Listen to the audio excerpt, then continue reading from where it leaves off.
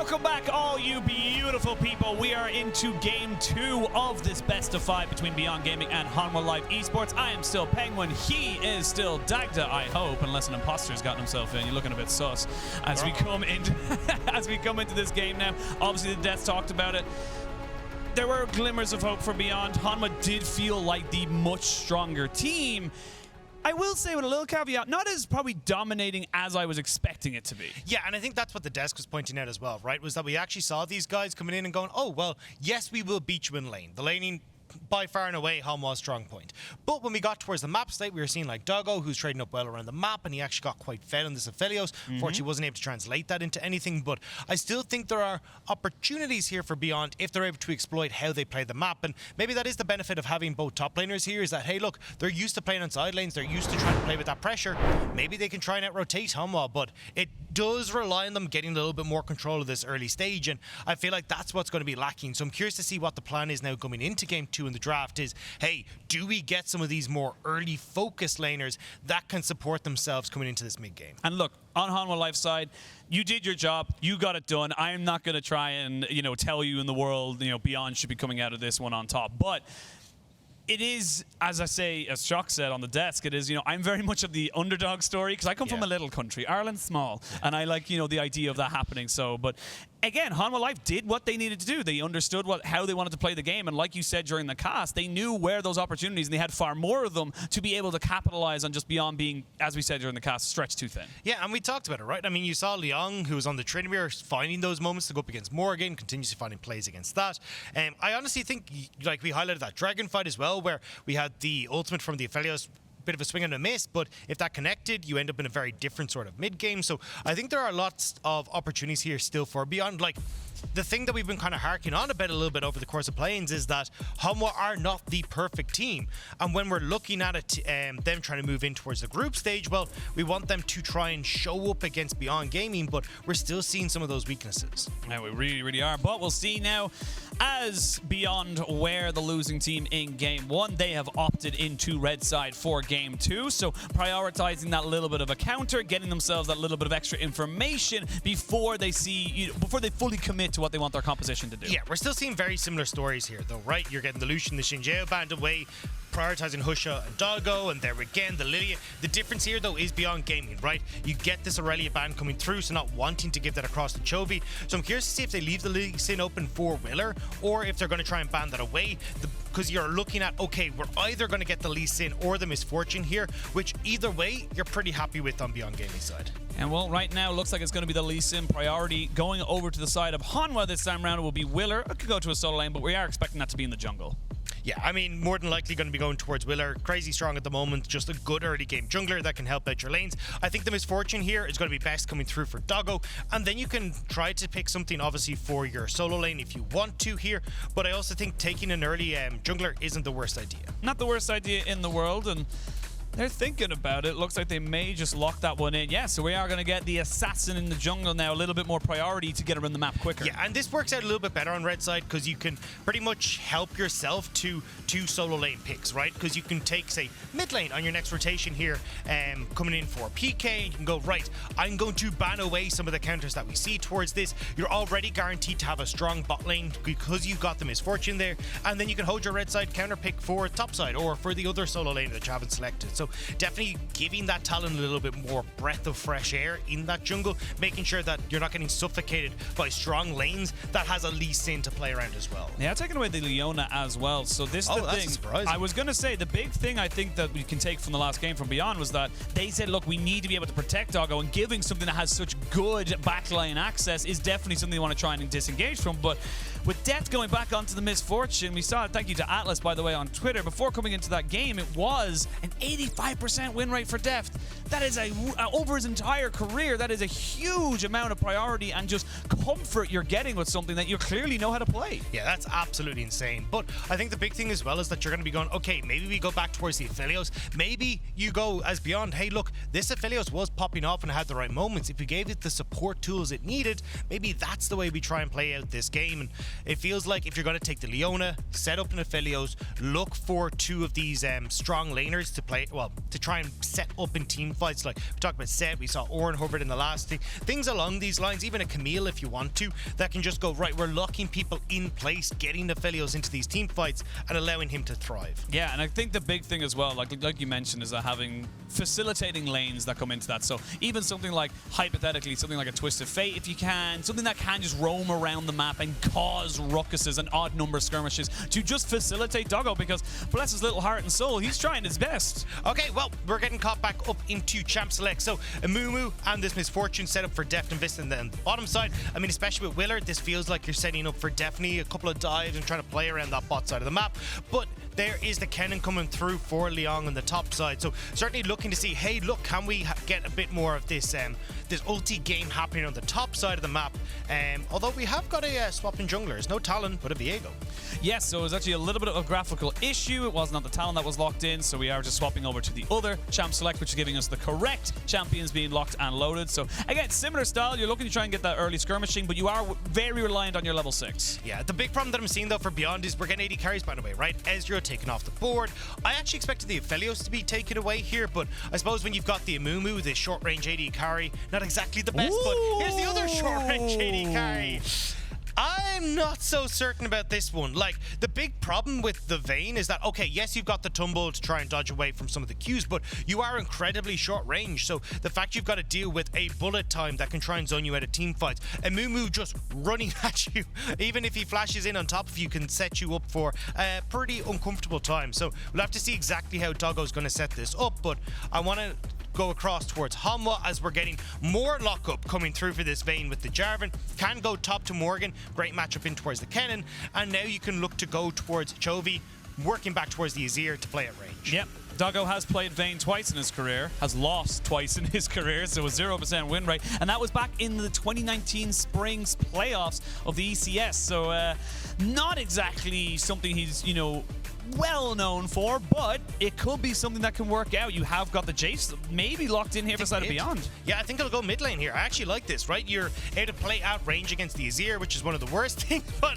never mind the range. All right. All in, all the time. I'm a little scared of Beyond's comp, because again, it's like, hell yeah, all in all the time. Let's fight, let's go for it. But the big issue is that you're seeing a very short range composition against things like an Amumu, an Azir, a Jarvan. Hell, even the fact that you got the Lee Sin that can just kick you out of these engagements. So I think Hanwha have a lot of responses to what Beyond want to do. But if Beyond can close the gap, if they can get on towards some of these key carries and Doggo is left untouched, I think that's the best way they can play at these fights. It feels like, again, we're relying on Beyond to find multiple different flank angles into these fights and see if they can find success that way. Yeah, it is the Kled top with the Kennen mid. I will give a good shout out to Emily when we were theory crafting how this was going to work for the side of Beyond. They said the Kennen mid could be a very viable option for the side. We're well used to it in the LPL, Icon, but yeah. Icon is fantastic at it. But this is an adaptation that a lot of other regions would not be ready for. So again, I think Beyond have a very simple game plan. Whether or not they can execute on it's a different story. Yeah, the problem with the Kennen, and the reason we don't usually see a mid lane, is his wave clear kind of sucks. Because you've either got to toss yourself head in first to see if you can clear that wave, or a little like shuriken pew pew from the back, which doesn't really do particularly much. So I feel like against an Azir, you've got Chovy, full control over this mid lane. I'm going to have to see if he can act that presence elsewhere, or whether he just wants to use that opportunity to poke this Kennen under tower and get a big advantage mid. Yeah, a lot of scaling onto Hanwha as we go in. They are 1-0 up above Beyond Gaming, and they're looking to take another fantastic step towards that group stage. Chovy on the Azir. It's a classic of the LCK. You can't really say it's not. And I'm going to be keeping an eye on Willer as well, because he's now on something that can be a little bit more active, a little bit more engaging, rather than the poke niddly we saw in the last game. Yeah, and I think he's got plenty of lanes to play around, right? Just Chovy, you're on your own, bud. You're going to control that lane. You're going to do fine. Look towards Morgan. Look towards Vsta. And okay, no, we actually are going to get the swap. So I wasn't certain what way this was going to go. Damn it. So PK is going to be playing top. Liang going to be playing the Kled into the mid lane. Now, Morgan is rightfully gone for the summon Airy. This is actually something, if we're just going to continue shout-outs to people, we've already done Atlas, Emily, now I want to do Ender, because Ender is an old school... Going around the world. Exactly. Ender No School Kennen player was talking about this when we were actually at the LPL finals and saying, look, when you've got this summon airy, you can do a ton of poke coming through with your Q. You just outrange the Kennen with the Q on the Jarvan. You got that poke with the E as well, and you just out damage him every time your passive comes up off of cooldown. So Morgan going to have a wonderful time in this top lane. We've even saw from Chachi with the Conqueror yesterday. So I think now you got 2 winning solo lanes again for Hanwha and all the eggs in the bot lane basket for Beyond. I know it's not going to happen, but I like to entertain myself sometimes in these early stages before action actually happens. It's a Doran's ring on the Jarvan, so a little part of me is just like, AP Jarvan top? Just, I don't know, it's never going to happen. That's such a terrible thing to do. It has not been a thing for a very long time. But I enjoy the theory crafting. Yeah, it's one of the things with this poke Jarvan style for the lane is you just run out of mana so quickly. So Doran's ring giving you a little bit extra there, and that's kind of the whole shenanigans that we're going to see from that. Unless I'm completely wrong and Zonya's is coming through, I'm just like, oh god. But either way. Speaking of oh god, Doggo gets exhausted, gets flashed in on top of him. He's going to be using his heal. But Vsta, I don't think you can take this fight. The Ignite goes down. They're going to try and get this one back. Burst blood to Doggo. And now Kino going to try and get a little bit more off of that. He's forced to flash away. Oh, it's a disaster for Hanwha. Look, Amumu Worlds is just not working out. Goes in is like, I got you. And it's like, wait, I'm a lot squishier than this Leona. Vsta ends up going down, and I mean, a nice quick kill coming through for Doggo in the early stages. We just said Beyond's eggs are in the bot lane basket. Well, there you go. Not only do you get the kill, but you also get the flash off of Deft. No flash on Vsta now. You have the Hex flash for Kino, and it only really costs you, your Ignite and your heal. But let's have a look at this, because Vsta felt like he had it. Yeah, I mean, you get a good trade onto Doggo, but I want to give shout out to Kino here, right? Because yes, you get this flash forward from Vsta, but watch Kino's sidestep here. Vsta trying to see if he can get onto Doggo. Kino just steps into the way of the second round of the bandage toss, and from that, it's run for the hills for Deft. You're out of luck. That's a big shift now in this bot side. Beyond going to be giving themselves a little bit of respite. It is still only 1 kill, of course. We got to see how the rest of the lanes go, because Hanwha definitely feeling a lot more confident in the rest of their solo lanes, considering they're going to have a lot more priority. But speaking of which, Husha just trying to see maybe he can catch Chovy off guard, but it's an Azir. With the shifting sands, you're never really going to be caught out in that situation. Yeah, and I think Husha just kind of using his time wisely there as well, right? Still waiting for the Scuttlecraft to come up, just making sure there's no sort of funny business coming in towards the mid lane. Still gets Scuttle for himself, and might actually look for a play top, as Morgan slightly overextended up here. Just a little bit. It does have the flag and drag with the QE combination. We do have Willer now pushing in this bot side. You do not have heal for Doggo, but you do have flash. So Doggo trying to just see if he can get this one going back in his favor. Double up will not hit onto him, but that's a massive wave, and Willer is just hiding around the corner. Kino, you're gonna have to try and play defense. They're gonna get the knockback, the flash away, nicely done. Vsta takes the aggro, and they're gonna try and reset it again. They're still going on top of this. There's some good shields of Daybreak coming out. There is the TP coming in. Doggo will fall. That's gonna go down to Deft. Willer will get himself out, and they burn the TP from mid. Oh, it's so late from Liang, though. He could have come down at the beginning of that. Okay, cool. You lose a little bit of that CS mid, but you're Kled. At the end of the day, I want that CS. I want that survivability for Doggo in that bottom lane, but unfortunately now, you lose the mid lane for Liang. You will have Husha who's there to pick up the wave, but it was just too little too late for Beyond. Too little too late. Just, again, you had so much time to pull the trigger, and they just felt like there was maybe a little bit of extra survivability in Doggo. Yeah, I mean, honestly, I think you give up the play on bot side. Oh, I think PK is going to die here. He's going to level up, though, so he gets a little bit of extra health, but these auto attacks, one more Q, even if he needed it. No, Morgan gets the solo kill up in the top lane. Yeah, I mean, easy as you like. That's exactly the way the matchup goes, but now you're kind of losing it across the board, right? Beyond, Liang TP bot trying to save the play. He's now behind in mid lane. And then you're looking at the bot lane for Doggo as well. He just lost that big wave to the bot lane turret, so you're now wheeling back up for Hanwha and finding that 500 gold lead in the early stages. 500 goalie, and important enough as well. Deft got himself the kill. Deft was the one to pick that up, so that early blunder from the side of Hanwha is just completely mitigated now, and it's Beyond to find themselves back at an even state, if actually a little bit further behind. It's just not able to make it work, and Morgan now with that Cataclysm and the Iron Spike Whip, he's going to have so much kill pressure on the PK. Yeah, this top lane's not going to go well. Like, from now on, you're just, especially with the Cataclysm there, right? The second you come in, you're able to get the EQ. You just chase down PK. The second he flashes, cool, Cataclysm. You're still locked up. You got nowhere to run to. Now Willer just hovering towards this bot side again. We're seeing it time and time again. The way you take down this team is just focus Doggo. The rest of the lanes will do fine. The rest of the lanes will get their advantages on their own. And Doggo, again, he's trying his damn hardest, but there's only so much you can do when 3-4 people are on top of your face. Yeah, especially with the wave in this position, right? I mean, Deft's going to keep you poked down. They got a decent freeze coming off here. And my biggest worry is you've got the TP burnt on towards Liang and PK, whereas you've still got it for Chovy, right? So set up this this slow push, in towards the bottom lane turret, and either you have Willer come in here onto the bot side, potential TP for Chovy, you can outnumber Beyond Gaming in the bot lane and force Doggo to either give up the wave or give up his life. Well, Husha and Kino going to be spotted out on this ward, so Chovy just going to back himself up straight away. Has got the Emperor's Divide available to him, so not really in much danger. As I say that though, speaking of danger, PK going to be forced to use Slicing Maelstrom and his flash, and he has to lead the lane. That's going to be a massive wave crashing into this turret, and he's not going to be able to get any of it. Yeah, but if you look at the cooldown game, right? I mean, Cataclysm, a little bit faster than the flash, just a smidge. So it means you're going to be dead as PK, but Husha gonna try and see if he can get something going for. There is a flash onto Vsta. And I like this from the side of the Hanwha Life bot side. They recognize immediately. Literally, the ward died, and they immediately backed up. Yeah, and I want to see now what Beyond Gaming can do, because this seems to be the story of this game, right? Beyond Gaming, you're going to fall behind in the lane phase. Let's see if you can make these plays map to set yourself up, but might just hold on to this point as PK does move back up topside. He's back up topside, but he has no flash, he has no ultimate, and he will not have a hope or a prayer if he gets caught out. Now he sees Willer, and he's going to immediately try back up, but the ward jump is good. Flash into the Lee Sin kick, all you absolutely want. There's a nice shifting sand, but follow him over the wall, but back over you go.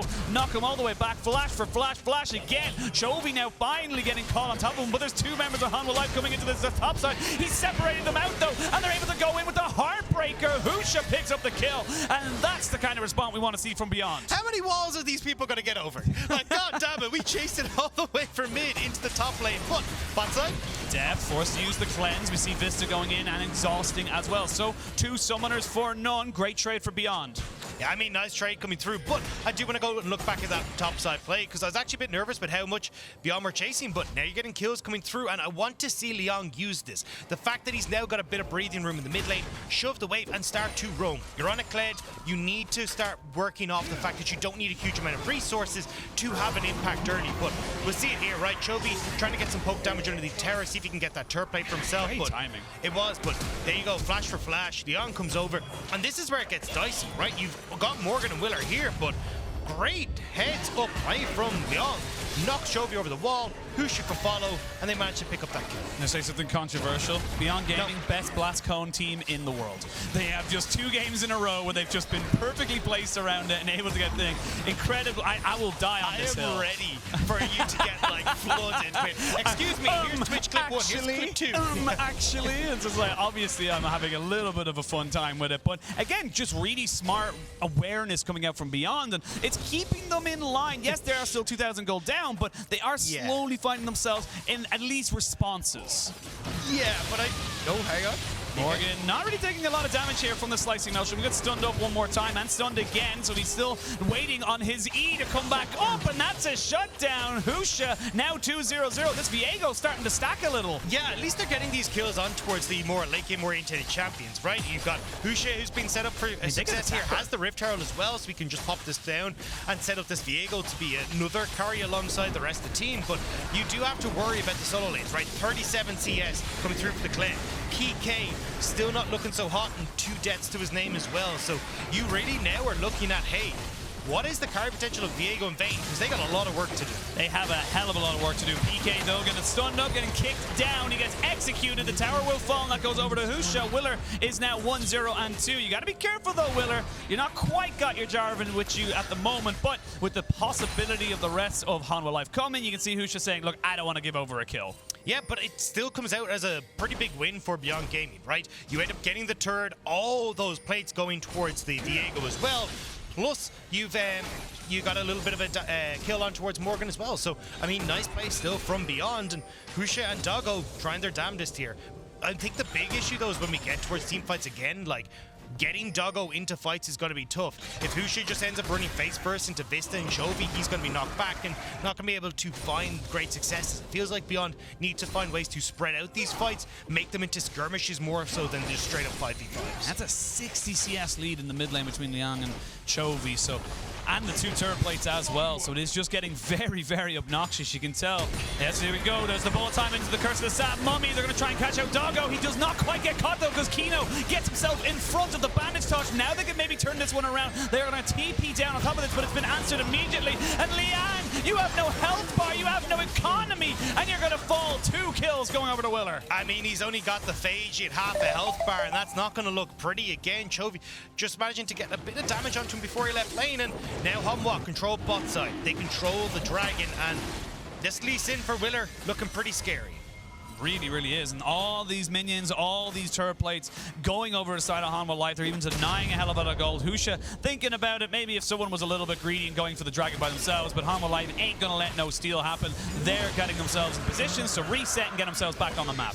Yeah, and again, you've got already 2 turret plates gone in the mid and in the bot side for Hanwha Life. They've got 1 gone on top side, so you still have a lot of that gold that they can try and play around as well. And I like that we're actually getting Willer again playing towards these lanes, right? He's come in with a game plan, which is very much we're going to dictate the pace of bot lane in this series, and been doing a great job of it all throughout the series thus far. And have a look at the replay here, and again, Doggo just takes 1 step too far forward, and Vsta immediately goes in with the bullet time and the Curse of the Sad Moment. Yeah, and this is the flash that you need to be worried about, right? Because Doggo, you are incredibly short range, so always at the whim of that play, and when you've got Willer is able to follow up with Deft, it's so easy, and Liang way too late towards his play as well. Chovy even following along with him for the ride. It just wasn't going to end well. And that's the 2nd time now we've seen the Liang just with these very, very late TPs. The setup wave does not land. He's going to flash in. They're going to get the flash and the cleanse out of Deft, but he slowed down just a little bit. There's the condemn against the wall for Vsta. The TP is going to be committed. That's going to be the Jarvan and the Kennen coming on top of this. Vsta adding a little bit more time to this play. Cataclysm goes down. There's no flash for Doggo, so they're going to try and fully invest into that.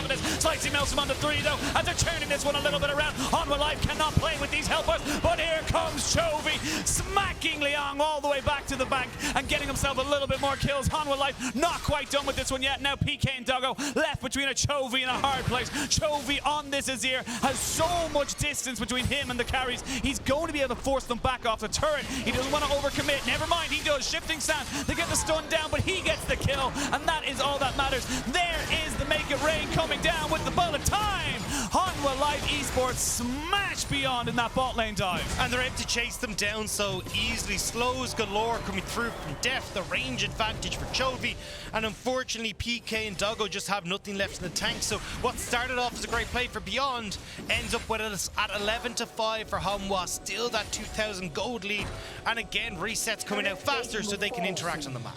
And you cannot cleanse a Cataclysm. You need your flash or you just don't get out of it. That is just how it is. And now Chovy 2-1-2 has himself 126 CS. He is more than double that of his lane opponent in Liang, and he's well on his way to being that late game carry. Yeah, it's just disgusting at this stage. And even if you look at the bot side for Deft, right? Kraken Slayer picked up. He's going to have that Essence Ray from the way as well. He's gone for more of that crit-orientated build. So these auto attacks are going to hurt, especially if you get that double up. But we're going to see it here, right?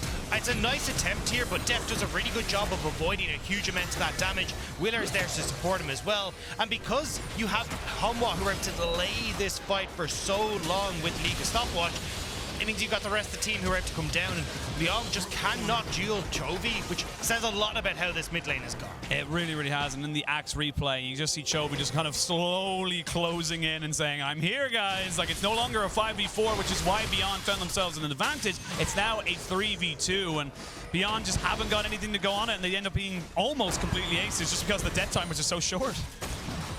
And at least you can see, though, if this Vayne is able to get in on top of people in later game fights, she will be a monster, but I think it is going to be difficult to see her get to that like point where she can actually close the gap. This was Hanwha in those kind of skirmish orientations. Chovy forced Emperor's Divide away. Yeah, you get the Emperor's Divide out, minute and a half until the Dragon spawns, so might not be up and available. I think with the way that cooldown is going down, though, should be able to just have it before this Dragon spawns. And yeah, like you said, it's just so difficult right now. Deft is huge, Chovy is huge, Willer is massive. Like, everyone's gotten the kills, and it's all evenly spread out. And look how terrified Beyond are. They're committing everything to this bot lane because they want to try and support Doggo, but you got Hanwha who are here. Meanwhile, Morgan's pushing top, could even just fall back over towards the Rift Guard and pick that up for himself. Should be able to get this turret down very low. There's the curse of the sand bullet time all the way to the bank. They're going to commit there with a charge, but Doggo was tanking up the tower, so he had to back away, and it's just all falling apart. Hanwha Life are going to have their pick of the litter. Willer will take down the Kled, and that is just going to be so easy for the side of Hanwha Life. They don't need to go overforce things. They don't need to kind of panic. They know they are just stronger. And they're winning both solo lanes, right? Morgan not involved in that. Chovy not involved in that. That was a 3v4 the Hanwha just won, and it's 16 minutes. Oh, Penguin, it's going wrong. They're going for it, but these are the two Fed members, so Husha trying to see if he can do something here, but you're stunned up because of the bandage dodge, and Doggo is going to be chased down. He's flashing away, and while that's happening, Chovy playing PvE saying, I'll take the mid lane turret, no bother. Chovy's is just pushing mid. Doggo's gone with his tail between his legs. Morgan's still pushing top. I mean, this game, it was at least kind of looking a little bit in Hanwha's favor, but beyond keeping it somewhat touching distance, this game now that was blowing completely open. 6,000 gold lead, complete control of the map, Dragons in Hanwha's favor, and I mean, you've still got 3 minutes before the Rift Guard even spawns, and you're going to be knocking on tier 2s. Kled doesn't have an item. Kled is looking at the bargain bucket, just kind of saying, oh, cool, I'll take a phage. I'll be back next week when I can afford the pickaxe. And he's just kind of looking at the glass window of the, the gore drinker and stuff, and like, if only one day I will have enough gold to be able to buy you. He's just not a champion right now. And even, like you said, not even just from a gold point of view, you're looking at level advantages across the board. Yeah, I mean, Liang's kind of the guy who ends up eventually getting the PS2, rocking up with his new game set, and realizes everyone's coming along with the PS3. Yeah, I was going to say, it's like, oh no, man, we don't play that game anymore. Yeah, no, it's over. It's gone, you know. But yeah, I mean, you're looking at it now where you got to kind of go, right, what is the game plan here? Because for Beyond, it feels like they're kind of done and dusted. The long range coming through from Chovy and Deft is very difficult to play with. We already said, hey, Vsta is going to be able to set up really well to shut down Doggo, the short range composition. And Morgan has also got that kind of protection there with the Cataclysm to dissuade PK from getting involved, lock up Liang. I just don't really see where their opportunities are to try and find great success. Exactly what you said, but it's a mistake. You need a mistake from Hanwha. You need them to several mistakes, but we'll take those as they come. We'll take one for the moment and then move on from there. But for Hanwha, they have no reason to overextend. They have the range advantage. They have, at the moment, the gold advantage. They're going to try and see if they can take out Chovy as they're just kind of hovering around the fog of war. They will land the stun. They're going to fully commit onto him and take him down. Shut down, importantly, goes to Doggo. It's those kind of moments you need, but while this is happening, you're still losing the dragon. Yeah, I mean, how unfortunate they're coming through for Chovy, but it's not the end of the world, right? You've got the push, not going to be able to take a turret. You're trading up when it comes towards the objectives, and a kill right now for Beyond is not a big deal. I mean, Morgan might have overextended a little bit. You will have the charge coming in as well, so they're going to try and get him away from the side of the Kled as it goes a little bit too far forward, but now Morgan very much overextended. He has got Willer with him.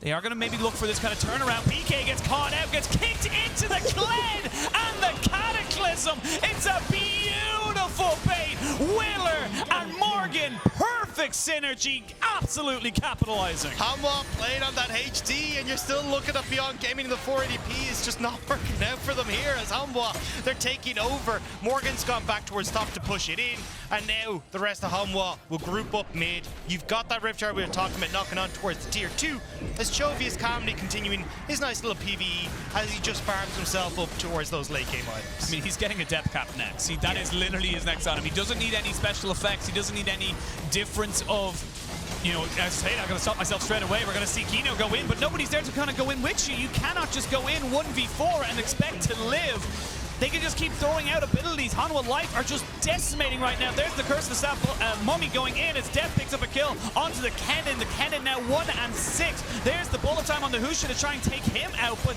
Hanwha Life, this is 4v4, 4v5, and they're still absolutely crushing it. They have just cracked open the first inhibitor of the game. You've got Morgan who's shoved in top. You're already Chovy, if you just want to dip down to bot, has now controlled that lane as well. Beyond, these drafts have just not given you a huge amount of tools to find success in these games, and you're seeing Hanwha are happy to go and punish it. I mean, it's a...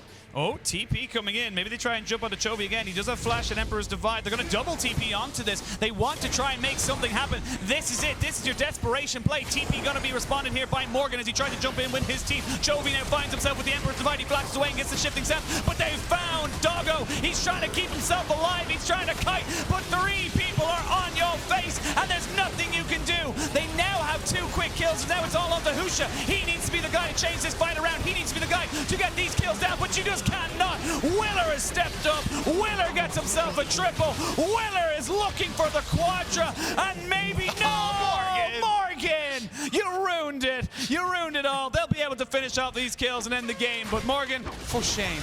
I mean, he came from WE. The Star Guardians of the LPL with their power of friendship. It would have been a penta. It would have been the penta. God damn. And they're not even going to end the game. They're going to go back and get themselves fed up. I mean, look at Willer. He even saw the... Oh, come on. Really? I'd be so mad. Yeah.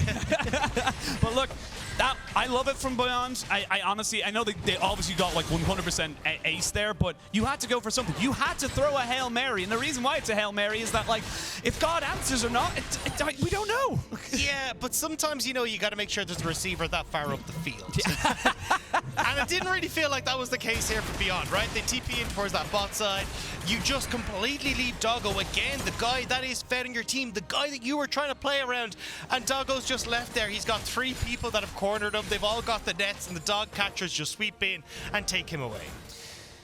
And again, we're now looking at the game states. 11,000 gold lead in favor of Hanwha Life Esports Beyond Gaming. They're still in it. The game is still happening, and they are still picking up gold. And it's just going to be a Baron to start this one off. They haven't swept the vision just yet. So this is confidence, or is it foolishness? Because there's a big difference. There's a thin line as Morgan now finds himself on the side of this one here. They're actually just taking the Baron down to 4,000 HP, 2,000, 1,000 gone, done, dusted. It's a done deal. Now we got the big purple worm buff on the side of everyone. Doggo's auto-attacking a ward right now, so he's not really putting down any DPS. Willer finds Husha. It's a battle of the junglers, but the rest of Hanwha Life is here. We're going to see the Heartbreaker over the wall to keep Husha safe. Flash forward, doesn't hit onto anything. Morgan looking for the Cataclysm. It's not on the Doggo, but there is the AoE as they absolutely tear through Beyond. It's all down to Husha and Doggo, and I'm going to be real. He looks more like a Chihuahua than a Rottweiler. Yeah, he's kind of shaking when he barks here. Mostly from fear as Doggo. Yep, you should be in fear, but he flashes over, but they get the flash, they'll move backwards. Willer trying to go 1v2, and honestly, I think he could do it. He's feeling it, he's looking for it, he's going in, but he will fall. While that was all happening, the Nexus was being taken down. And that's Hanwha Life getting themselves to within 1 game of putting themselves into the group stage. That one hurt to watch. That one was painful. I mean, honestly, the Kled didn't even finish his tier 2 boots. That was the same. Just walking around with some brown bags in his feet. Yeah. Yeah, at least he had a nice little mantle just for the neck, but yeah, it wasn't quite working out. And again, I like the drafts. I can understand it's going to be tough for you're bringing in the top laners. They're not going to have the big champion pools coming in towards the mid lane, but it's just unfortunate that when you're looking at already what has been drafted coming through for Hanwha, that we're getting these like continuous short range comps into long range comps, and it's coming back to bite Beyond in so many of these fights. And of course, Beyond, they're just throwing stuff at the wall. You cannot blame them right now. You have to try something, and it is what it is. Hanwha, we knew coming into this, there was no if, buts, or maybes. They were going to be the stronger team. Beyond needed to dig deep, pull something out of them, but I don't know. It's just going to have to be what it is. I guess there's only so much we can say about it. And while we ready up for the next game, we're getting the chance to see what it's like playing on the World's 2021 stage, brought to you by Oppo. I think I was a bit nervous and excited before I go on stage, but after we go in game, it went away and we just like beat our opponent. The stage was looking great. It was like I really got the world's atmosphere, and it felt great to crush both our opponents today.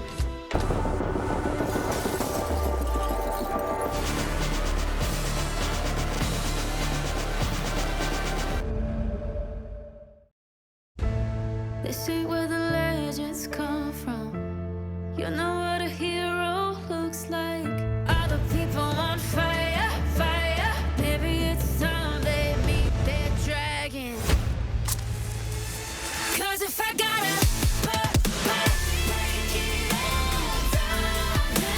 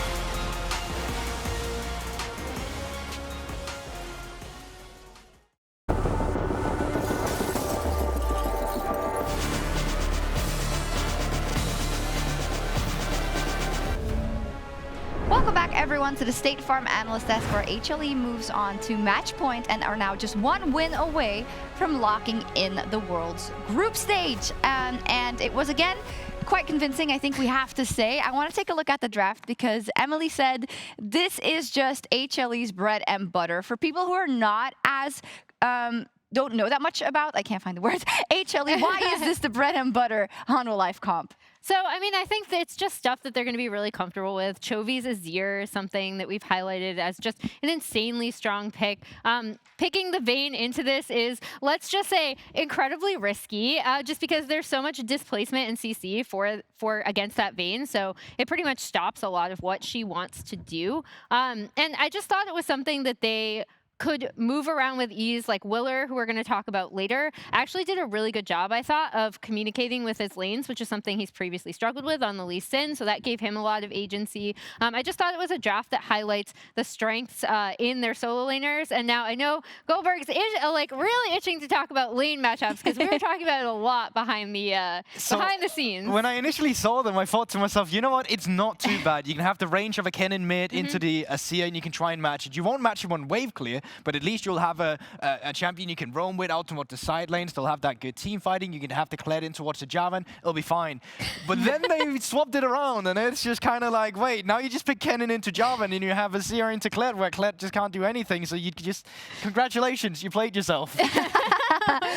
Maybe the same thing can be said for the bot lane, because, you know, we had a hopeful sign for Doggo. Didn't end up getting the first blood, but of course HLE immediately responded. Yeah, so I mean, I think the big thing here is we've been talking about the Amumu support and how people have misplayed the 2v2 with it. And I think this is kind of a clear-cut example that Beyond Gaming were able to capitalize on.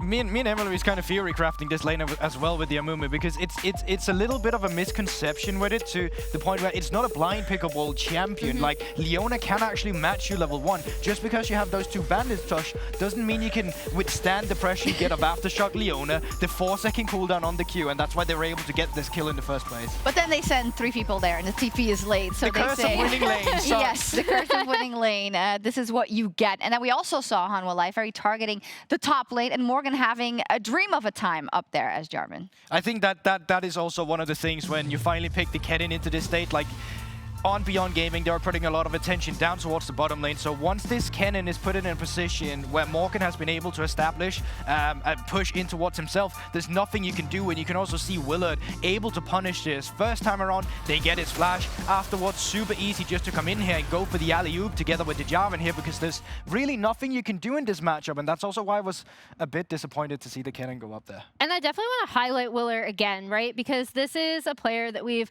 really criticized for going as far as to say that Chovy is the second jungler or possibly the first jungler for this team. And I thought he had a really great game. So we're going to see him come out of this team fight super, super well. But the most important thing for me from him was that it seemed like he was finally communicating with his lanes a lot better. And obviously, as Goldberg already touched upon, he had some really strong lane matchups to play around, but that's a great sign of life for Hanwha going forward against stronger opponents. I don't know if the communication is there. Morgan just straight up robbed him of his pentakill there. I don't know if the communication is that key in this specific scenario, but Willer has been showing up. Morgan. That's not Willer's fault, yeah, right? that's true. That's true. Good point. And I know people will say, yeah, of course, but the caliber of people and teams they will be up against will be higher. Yeah, but you can only beat who's in front of you, right? So you can only take it as a positive that Willer had a fantastic game here and was looking good. Beyond Gaming has chosen red side for game 3, so no changes there. I think, yeah, trying to keep that trap card open is good, but yeah, it does look like there's not a lot of life left in them, despite them. They're trying to make the plays, right? But it just doesn't seem to land. I definitely think the red side is the place for Beyond Gaming to go, because it allows you to try and take control of some of these solo laners if you have the counter pick available. You don't need to worry about Doggo too much. He's doing fine for himself, as we've already seen in the 2v2. It's really just to see how do we actually stabilize ourselves on the top side of the map. Yeah, I think it's really key. What red side does give you as a strength in the draft is that you can try to focus on counter-picking those solo laners. And, you know, they kind of did, and then the lane assignments were not what we expected. Yeah. So like, you know, going into this game, obviously this is kind of a high risk, high reward comp, did not pay off. I really want to see them get as strong and stable laning matchups for their solo laners, because that is a part of the map that they need to stabilize. We'll see. Clear-cut work out for Beyond Gaming if they want to stay in the series. And we'll be back at the analyst desk for picks and bans in just a few minutes as HLE are on match point.